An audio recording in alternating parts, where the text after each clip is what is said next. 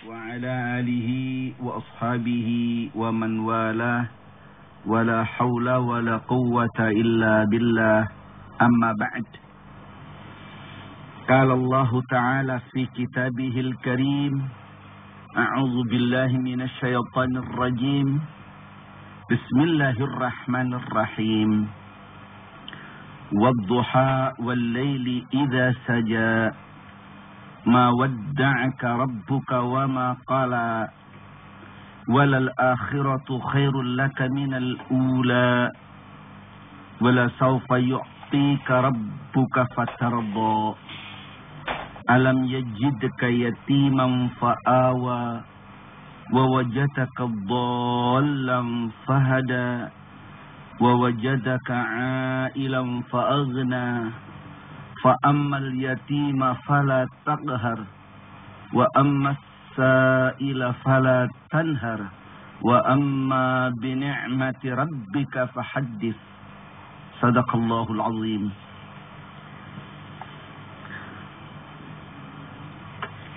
Ibu-ibu, bapak-bapak dan saudara-saudara, para pecinta radio Kayu Manis yang berbahagia, baik yang berada di kediaman masing-masing maupun yang hadir di tengah-tengah majelis taklim di studio Radio Kayu Manis ini.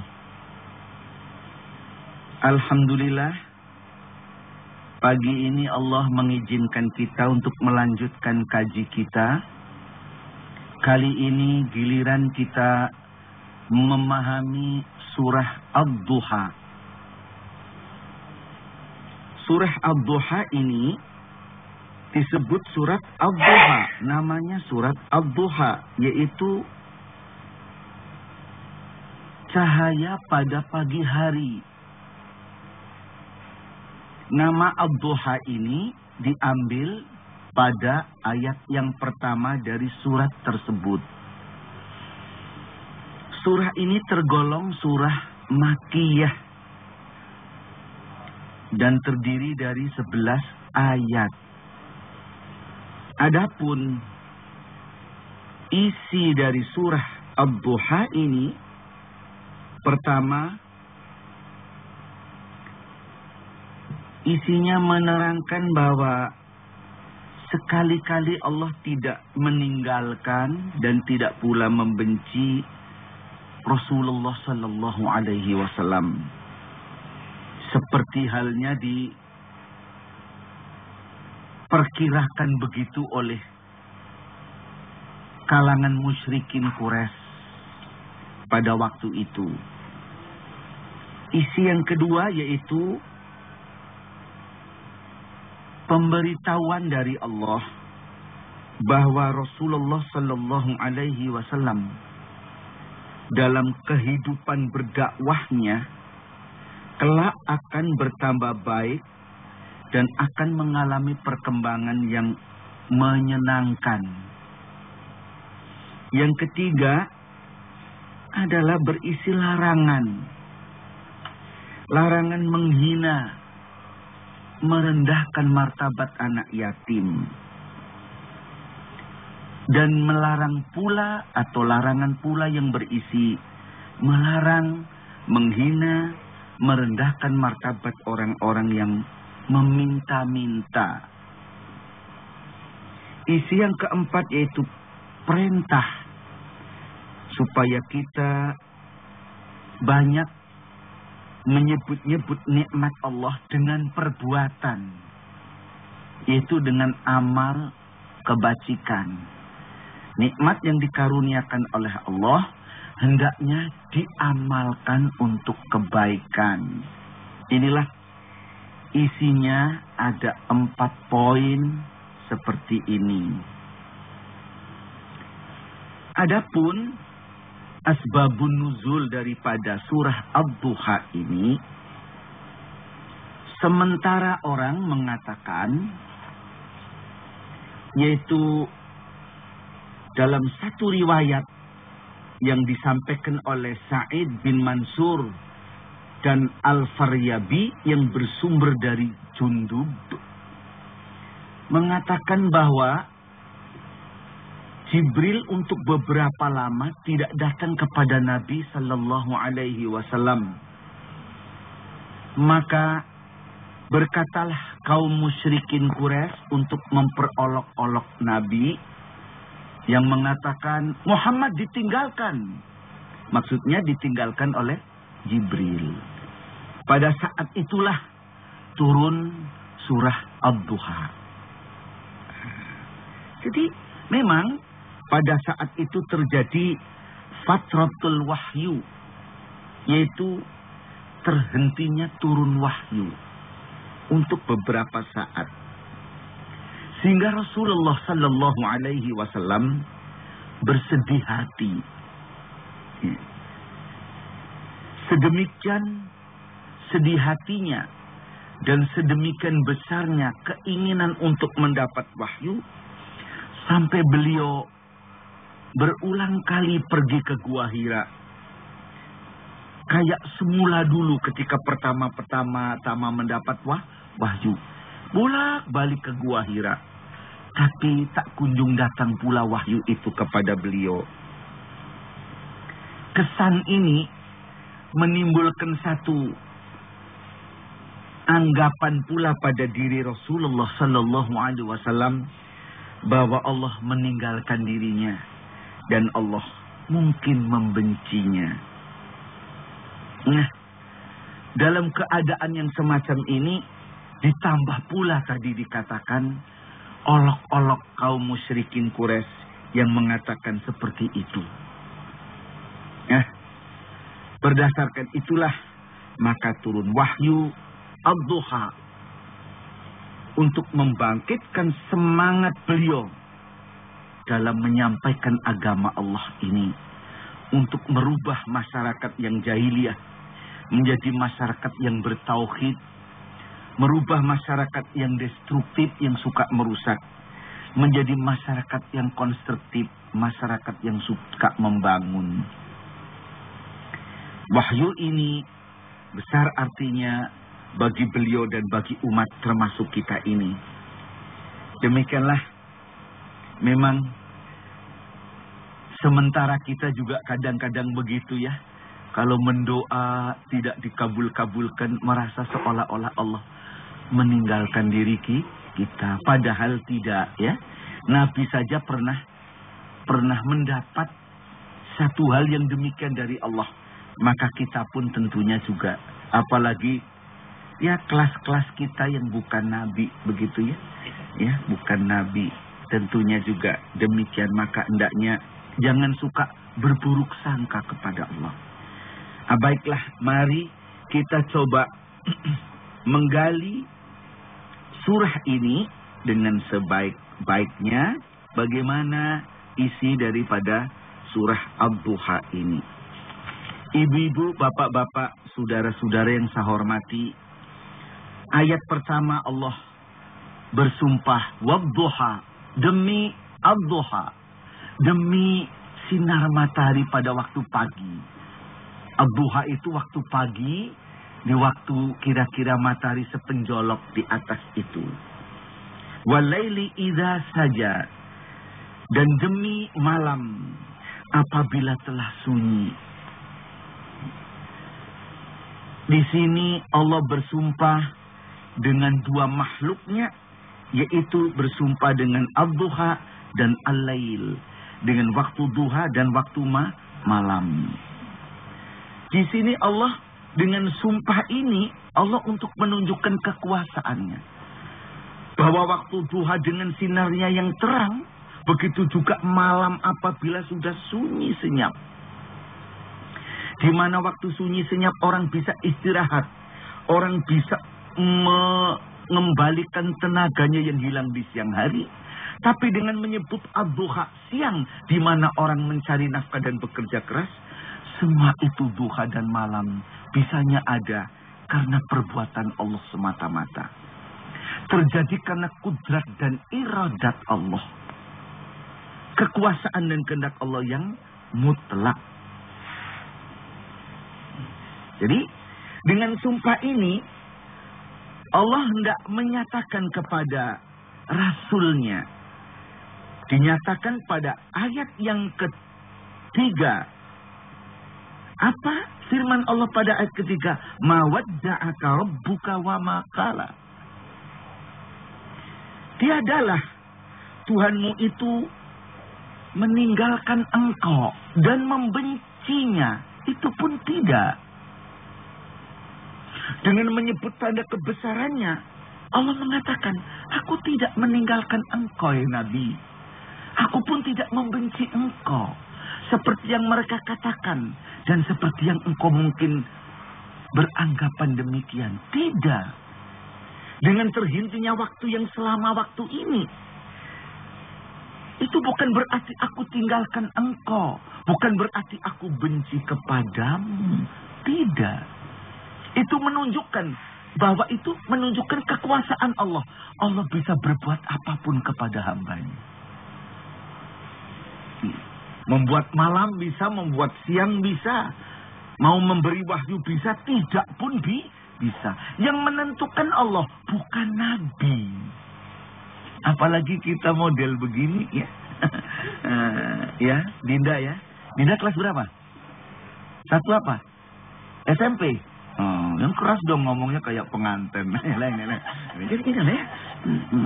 Dinda ini kelas 1 SMP, anak Cibubur ini ya. Jadi inilah. Jangan suka berburuk sangka. Allah tidak meninggalkan dan tidak marah, tidak. Allah yang punya kekuasaan ini. Dia bisa bertindak apa saja. Yaf'alu ma yurid. Allah berbuat apa saja yang ia kehendaki. Ini demikian ini. Lalu selanjutnya pada ayat yang keempat Allah berfirman, walal akhiratu khairul laka minal ula. Dan yang akan datang, yang akhir itu lebih baik daripada yang ula. Yang awal, yang sudah-sudah. Menunjukkan bahwa the future is the best than the past. Yang akan datang lebih baik daripada yang lampau. Ini merupakan isyarat kepada Nabi. Yang sungguh melapangkan hati Nabi. Meluaskan dada Nabi. Menenteramkan hati Nabi. Bahwa keadaan beliau dalam kehidupan dakwah selanjutnya akan mengalami suasana yang jauh lebih baik, lebih berkembang daripada awal-awalnya yang memang banyak yang menentang, banyak yang tidak senang. Allah sudah memberi isyarat akan baik. Dan bahwa Allah akan selalu membimbingmu, itulah, akan membimbing beliau. Dengan wahyunya akan turun terus-menerus. Itu satu kelapangan bagi beliau. Ya? Dan akan mencapai kemuliaan. Menuju pada satu kebesaran agama Allah. Jadi, walal akhiratu khairul laka minal ula. Dan yang akhirnya akan datang lebih baik daripada yang lampau. Kamu tidak usah khawatir. Aku tidak akan meninggalkan engkau. Inilah. Kedudukan Nabi makin kuat, bertambah kuat. Sebab umatnya makin bertambah. Umar yang dulunya membenci, memeluk Islam. Bertambah kuat. Pamannya Hamzah yang dulunya acuh tak acuh, membela beliau. Oh begitu. Terus. Sampai akhirnya Abu Thalib pun tetap melindungi beliau sampai wafatnya. Sampai akhirnya terus Nabi mendapat kedudukan sebagai rahmatan lil alamin. Rahmat seluruh alam. Itu dinyatakan nantinya kepada Rasulullah sallallahu alaihi wasallam dan kepada seluruh alam ini bahwa beliau rahmatan lil alamin. Dan bahwa cinta kepada Nabi itu juga termasuk dihargai cinta dengan Allah. Dan bahwa dengan melakukan apa yang diperintahkan oleh Nabi, mengikut contoh perbuatan Nabi, ittiba Rasul, itu termasuk satu jalan untuk mencapai kebahagiaan hidup dunia dan akhirat. Begitu. Walal akhiratu khairul laka minal ula. Dan akhirnya nanti agama yang engkau bawa itu akan mencapai segala pelosok dan penjuru dunia ini. Inilah maksudnya adalah demikian ini. Walal akhiratu khairul laka minal ula. Wala sawfa yu'tika rabbuka fatarda. Yang maknanya, dan kelak Rabbuka Tuhanmu akan memberi kepada engkau satu karunia. Karunia yang banyak dan bagus. Fatarda. Dan engkau akan ridho. Engkau akan mengalami satu kepuasan. Kepuasan hidup batinnya dan jasadiah.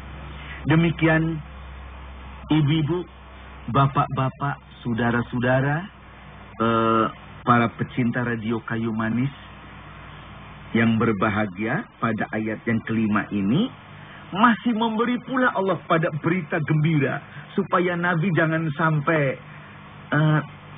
tertinggal di dalam hatinya sisa-sisa sedih karena fatratul wahyu itu tadi, terhentinya atau terputusnya turun wahyu itu tadi, bahwa dia akan terus menerus melimpahkan anugerahnya, ya. Wala sawfa yu'tika rabbuk fatarda. Dan kamu nanti akan mendapatkan kebahagiaan, keridhaan dari Allah, yang kamu juga ridho kepadanya.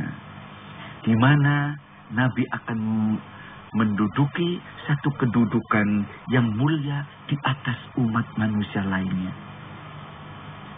Ya maaf, sampai kita dalam sholat saja selalu membaca selawat. Diperintah oleh Allah membaca selawat. Allah sendiri membaca selawat dengan malaikat. Innallaha wa malaikatahu yusalluna ala nabi. Ya ayyuhalladzina amanu sallu alaihi wa sallimu taslima. Sesungguhnya Allah dan para malaikatnya memberi selawat kepada Nabi. Mengatakan, Allah menyatakan demikian.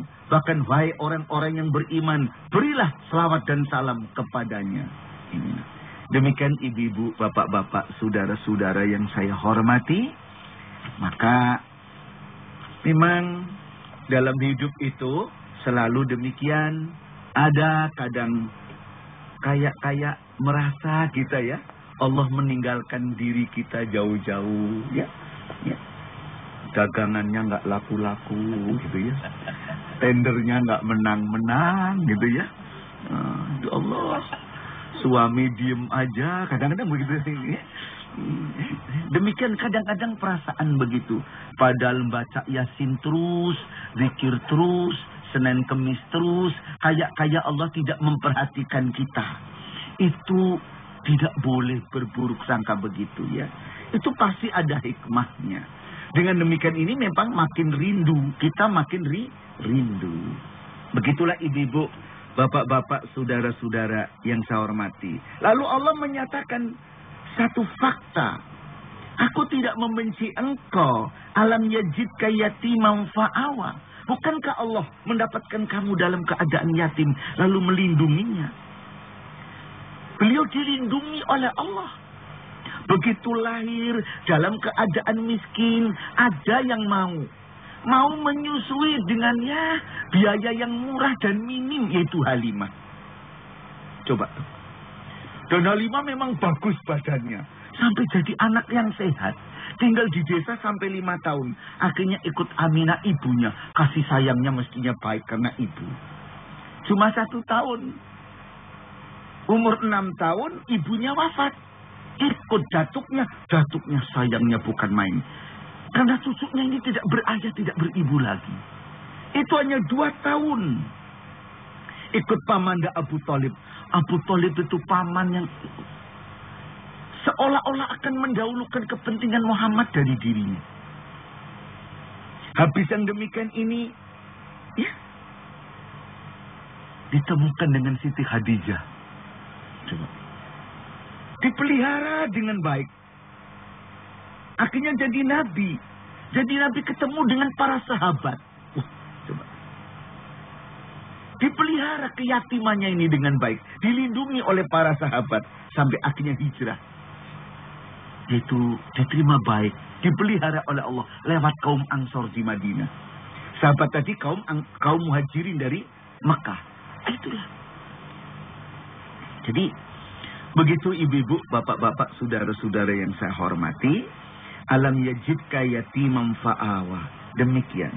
Selanjutnya, pada ayat yang berapa ayat yang ke-7, Allah berfirman, wa wajataka dhallam fahada. Dan bukankah aku dapatkan engkau, artinya Allah mendapatkan engkau dalam keadaan dhalla. Dhalla di sini maknanya bingung. Fahada, kemudian dia Allah memberi petunjuk kepada kamu. Kamu waktu itu bingung, Nabi bingung. Melihat kaum Quraisy, kelakuannya sudah tidak benar. Melihat kaum Quraisy, kelakuannya sudah tidak benar. Akidahnya menyembah berhala. Amal perbuatannya maksiat. Minum tuak. Main-main maksiat lainnya. Berjudi. Mana yang bisa dipegang? Melihat orang Yahudi. Rentenir. Waktu itu. Ya. Macam-macam tindakannya. Ya. Mana yang mau diikut? Dalam keadaan bingung. Fahada. Kemudian ya Allah memberikan hidayah kepadanya. Kepada Nabi. Yaitu dengan apa? Dengan didorong hatinya. Didorong pula oleh istrinya Khadijah. Untuk bertahanus. Pergi menyendiri di Gua Hira. Yang akhirnya mendapat petunjuk dari Allah. Petunjuk yang benar. Sebab dia berpikir, waktu itu kamu berpikir, jalan apakah yang harus ditempuh untuk membetulkan akidah mereka yang rusak ini. Dan bagaimana untuk bisa membebaskan mereka dari pengaruh adat istiadat yang buruk. Pulang balik ke Gua Hira, aku beri kamu hidayat. Hidayat yang benar ini. Demikian Allah menyatakan bahwa akhirnya diberi petunjuk. Wa wajataka ailam fa'aghna. Dan dia Allah telah menemukan engkau dalam keadaan ailan, dalam keadaan kurang mampu. Fa'aghna, kemudian Allah mencukupi kamu. Bertemu Khadijah, perdagangannya untung besar. Bahkan kemudian setelah jadi nabi, Khadijah menghibahkan hartanya untuk kepentingan agama Allah. Kamu dulu kekurangan, aku cukupi.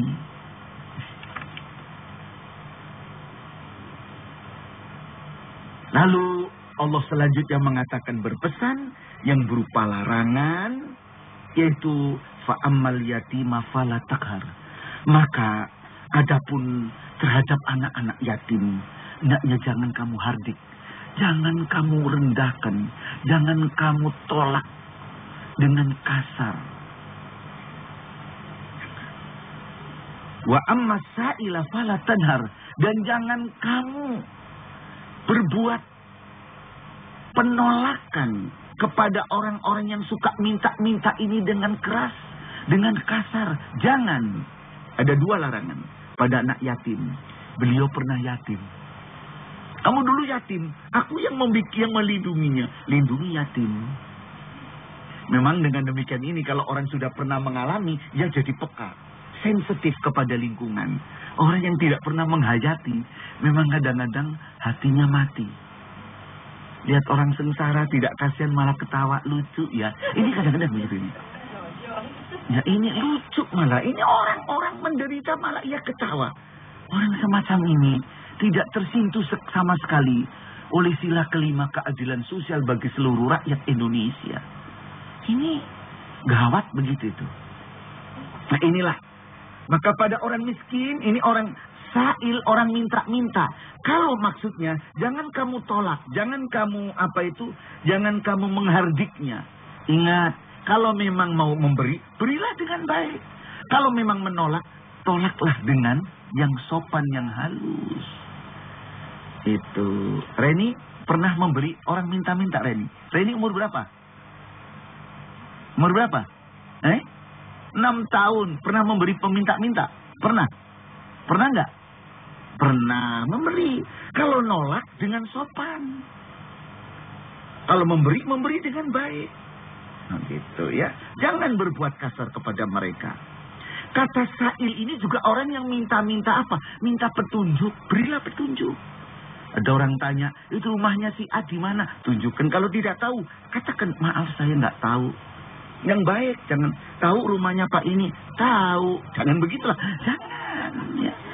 Apalagi orang minta jalan keluar kalau menghadapi kesulitan. Beritahu kalau kita mengerti. Jangan begitu. Apalagi kepribadian Indonesia, kepribadian gotong royong. Ya, kehidupan kepribadian, kekeluargaan. Ini diterapkan dalam hidup bermasyarakat. Nah ini. Wa amma bi ni'mati rabbika fahadits. Dan adapun terhadap nikmat Tuhanmu, nikmat yang diberikan oleh Tuhan kepada kita ini, fahadits, hendaknya diberita-beritakan. Disampaikan pada orang lain, maksudnya yaitu diberitakan itu tidak untuk dibangga-banggakan, untuk ria dan sombong, tidak. Artinya diberitakan untuk menolong orang lain. Jangan disembunyikan. Para sahabat dulu, kalau sudah berada di Masjid Madinah, itu kalau malam habis Isya, malah ada yang nawarkan, aku punya kelebihan rezeki sekian. Siapa yang butuh? Itu. Jangan kayak kita, kalau punya diem, kalau nggak punya ngomong, aku sedih. Jangan begitu. Nah, ya inilah. Baiklah, demikian ini, maka mudah-mudahan penjelasan surat Ad-Duha ini ada manfaatnya bagi kita. Mudah-mudahan kita tidak tambah bakhil, tapi tambah baik. Sekian. Mari kita tutup dengan baca Alhamdulillahi Rabbil Alamin. Wabillahi taufiq wal hidayah. Assalamualaikum warahmatullahi wabarakatuh. Waalaikumsalam.